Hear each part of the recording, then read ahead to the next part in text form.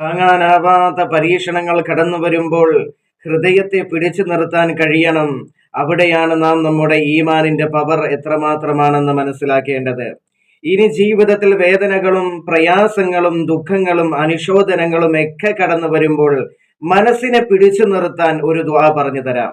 നബി സല്ലല്ലാഹു അലൈഹി വസല്ലമ തങ്ങൾ കൂടുതൽ ചെയ്തിരുന്ന ദുആയാണ് അല്ലാഹുമ്മ യാ മുഖല്ലിബൽ ഖുലൂബി സബ്ബിത് ഖൽബി അലാ ദീനിക.